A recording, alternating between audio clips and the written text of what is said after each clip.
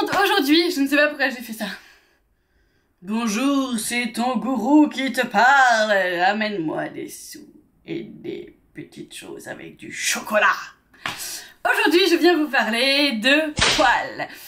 J'ai un peu craché en le disant. Aujourd'hui, je viens vous parler de poils. Peut-être que je garderai les deux. Comme ça, vous allez voir que j'ai un vrai problème quand je fais mes vidéos. C'est pas facile de faire des vidéos, vous savez. C'est pas facile d'être là et de parler à personne. Je me sens si seule. Non, je rigole. J'aime tellement être seule en fait. Parce qu'entre les gosses, le chien, enfin bref, on s'en fout de ma vie. Bonjour.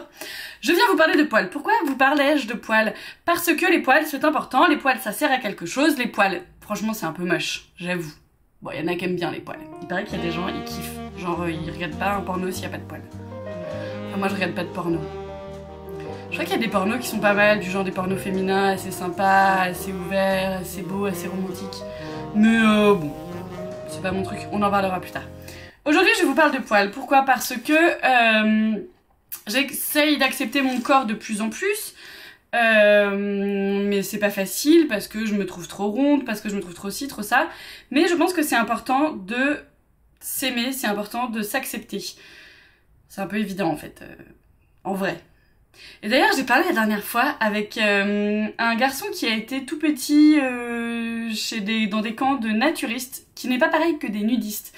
A priori, les nudistes, c'est une connotation éventuellement sexuelle, alors que les naturistes, c'est vraiment des gens proches de la nature qui vivent en mode ok, on est à poilus, mais on aime les arbres, et c'est surtout pour la protection et pour vivre en harmonie avec la nature. Je trouvais que c'était assez intéressant.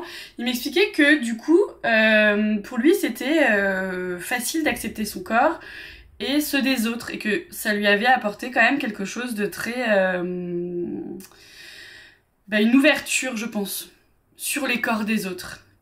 Parce qu'il en a vu, parce qu'il sait ce que c'est, et parce qu'en gros, il n'a pas découvert à la première fois qu'il a fait l'amour ce que c'était qu'un vrai corps en disant « Ah ouais, en fait, c'est pas comme sur les photos. » Voilà, donc c'était assez intéressant. Mais j'avais essayé de parler de ce dont j'avais envie de parler au départ. Oh là là. Alors les poils. Accepter son corps, c'est aussi accepter ses poils. C'est aussi accepter de plus mettre de soutien-gorge. Moi par exemple, j'ai quand même des assez gros seins, je fais du 95C. Mais si vous me suivez sur les réseaux, vous le savez, je mets plus de soutien-gorge avec armature. J'essaye de ne plus mettre de soutien-gorge, mais parfois... Attends, je vais éternuer. Ah non mais si. Putain, il est parti. C'est tellement énervant ça. Ça c'est comme louper un orgasme. Insupportable. Bon, je suis sûre que dans 5 minutes, je vais éternuer. Tu vois, faut que j'écoute mon corps et que je lui dise vas-y, éternue. Non. Qu'est-ce que je disais? Je disais les poils, je disais accepter, soutien-gorge. Alors, je ne suis pas maintenue. Mes seins sont pas...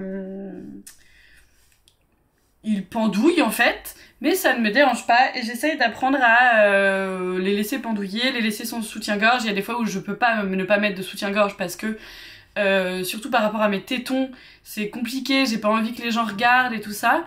Mais je trouve que les soutiens-gorge sans armature c'est pas mal, mais ça fera l'objet d'une autre vidéo.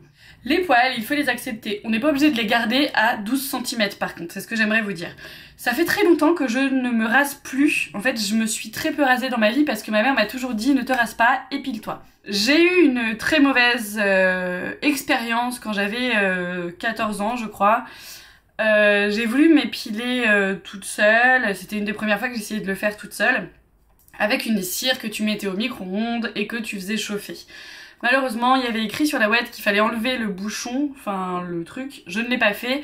Donc quand j'ai récupéré la cire, elle m'a explosé dessus. Donc je suis brûlée là, je suis brûlée là et je suis brûlée sur le corps. Bon.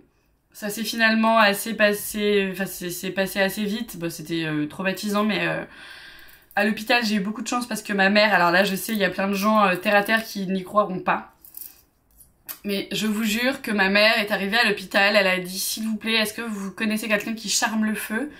On aimerait essayer. J'étais en train d'hurler, je souffrais, c'était horrible, je suis arrivée nue à l'hôpital, bon, c'était horrible, la cire était sur moi, bon, je vais pas vous faire les détails. Et incroyable, À l'hôpital de Rion en Auvergne, une femme est arrivée et a dit si moi je charme le feu, elle m'a allongée, elle m'a mis, j'avais 14 ans donc je n'y croyais pas et j'étais en pleine souffrance. Elle m'a allongée, elle a fait des choses au-dessus de moi, je ne sais plus exactement quoi parce que j'étais entre la souffrance, le truc, le machin, je comprends pas pourquoi la meuf elle me fait des trucs alors qu'en fait j'ai juste envie qu'on m'endorme ou je ne sais pas. Et je vous promets sur ma tête, bien je vous promets, que je n'ai pas eu mal le reste du temps et pourtant je suis restée plus d'une semaine à l'hôpital je crois et je suis restée sans aller à l'école plus d'un mois chez moi parce que j'avais des compresses, des trucs de gaz et tout ça à changer tous les jours, enfin bref. Alors j'avais plus mal, par contre ça a mis du temps à cicatriser mais je n'avais plus mal, impressionnant. Donc depuis ce jour-là, je vais en institut me faire épiler. La plupart du temps j'essaye de trouver des instituts bio, par exemple chez mes parents en Auvergne j'en ai trouvé un qui est très chouette, qui s'appelle Phytosense je crois. Où en fait la cire, c'est pas de la cire d'abeille, c'est du sucre et c'est naturel, c'est-à-dire qu'une fois que tu t'es fait épiler, c'est biodégradable, elles mettent ça dans la poubelle et a priori c'est naturel donc c'est pas, même si ça va dans l'océan, ça ne polluera pas. C'est le truc assez cool parce que par exemple un rasoir jetable ou non c'est du plastique donc c'est polluant. En plus c'est très mauvais pour les poils, c'est très mauvais pour les boutons, c'est très mauvais pour tout. Donc ne vous rasez pas, c'est une grosse connerie internationale.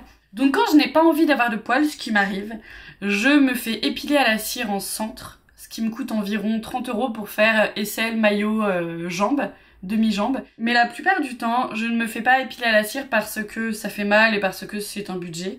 J'ai ma tondeuse à bikini. Pourquoi une tondeuse à bikini? Une tondeuse à bikini, ce qui la différencie d'une tondeuse normale, c'est qu'elle est plus fine. Là, vous voyez, le diamètre est plus fin, donc tu peux accéder entre tes lèvres et tes cuisses pour tout tondre. Et en fait, l'intérêt, c'est que soit tu le fais en mode rasoir comme ceci, t'as juste à appuyer sur le bouton. Ça pourrait faire le bruit d'un vibromasseur, mais ça ne l'est pas. Soit tu peux mettre un petit sabot. Donc... moi, par exemple, celle-ci, c'est mon chéri qui me l'a offert, je crois qu'il l'a trouvée chez Auchan. Elle est rechargeable à l'électricité au secteur, donc pas besoin de mettre des piles qui polluent. Si vous pouvez éviter les piles, c'est une catastrophe écologique. Et tu as un petit sabot. Sur mon ancienne tondeuse, j'avais plusieurs sabots, je pouvais faire à 3 mm, à 6 mm, machin. Il suffit de mettre ça et tu t'épiles. Et ce qui est génial, je trouve, alors moi je le fais partout, sous les bras, le maillot, les demi-jambes. Ce que je trouve génial, c'est que du coup, t'as des poils courts qui ne repoussent pas en mode j'ai des boutons partout comme quand tu te rases. Et ça permet d'accepter ces poils. Mes poils. Par exemple, là je l'ai fait il y a une semaine je crois à peu près. Et ça en est là. Ça ne me gêne plus du tout d'avoir des poils sous les bras. C'est quelque chose que j'ai accepté maintenant. Et honnêtement, je l'ai d'abord accepté par flemme. Parce que c'est insupportable d'avoir à tout le temps se raser, parce que ça fait mal, parce que c'est gênant. Enfin voilà, je l'ai surtout accepté parce qu'à un moment donné, je me dis putain mais on a qu'une vie, faut arrêter de se prendre la tête quoi. Et aussi, j'ai beaucoup de chance, je sais, parce que je suis blonde. Donc je l'utilise cette tondeuse à bikini pour le maillot, pour les aisselles, pour tout ça, et c'est génial. Ce qui fait qu'en fait, par exemple, sur le maillot, vous avez des poils à une petite longueur, et c'est hyper propre, hyper nickel. C'est très pratique pour celles qui n'aiment pas les poils. Par exemple, autant les aisselles et les jambes, les poils ne me dérangent pas, autant sur le maillot, je trouve que ça me dérange plus, je trouve ça moins hygiénique, ça me saoule quand je vais aux toilettes, si j'ai un poil que ça tire, c'est chiant. Donc je préfère vraiment être rasée de près, enfin c'est pas être tondue de près sur le maillot, mais c'est personnel. Et en fait, dans ma petite pochette, j'avais la tondeuse, j'avais un petit truc pour nettoyer entre les machinoutes, voilà. Bon bah pour finir, j'ai juste envie de vous dire, acceptez-vous. Acceptez d'être des femmes, acceptez d'avoir des seins, acceptez d'avoir des poils, acceptez d'être comme vous êtes. Et je pense qu'il est temps d'arrêter avec ce truc de la beauté intersidérale. Vous êtes parfaite, vous êtes géniale, vous rayonnez, vous êtes formidable et vous valez le coup d'exister. Donc, souriez à la vie. Ah, j'ai une petite citation qui est trop chouette qui écrit profitez ou respirez, vous êtes vivant. Vous vous rendez compte à quel point on a de la chance, à quel point c'était incroyable que la vie puisse commencer à exister sur cette planète, à quel point c'est fou, tout cet écosystème qui se met en place, qu'on est d'ailleurs en train de détruire, mais qu'on va arrêter de détruire, hein, parce qu'il faut que les choses changent. Alors non pas que ma tondeuse à bikini soit super écolo, hein, mais voilà, je pense qu'il faut faire les choses avec parcimonie. Ma dernière tondeuse, elle m'avait duré 10 ans, elle est morte, j'ai pas pu la faire réparer. Enfin bref, cette vidéo sur les poils est terminée, j'espère que ça vous aura un peu éclairé. La dernière chose dont j'aimerais vous parler, c'est que la cire, on peut la faire soi-même. J'ai jamais essayé personnellement parce que comme je vous l'ai déjà dit, je vais en institut. Mais a priori, si tu prends du citron, du sucre et quelques ingrédients, tu peux faire toi-même ta cire et c'est quand même assez cool. L'intérêt de prendre de la cire biodégradable, écologique et tout ça, c'est que par exemple, bon bah à faire déjà c'est moins polluant que d'utiliser des produits chimiques.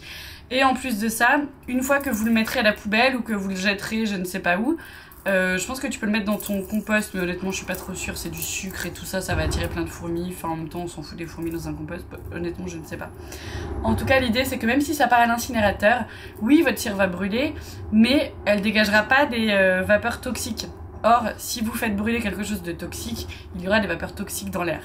Et puis de toute façon c'est toujours pareil, autant utiliser des trucs qui n'ont pas été polluants à produire comme le sucre ou le citron ou des choses comme ça, plutôt que des choses polluantes à produire et à recycler ou à incinérer. Je vous embrasse, ciao!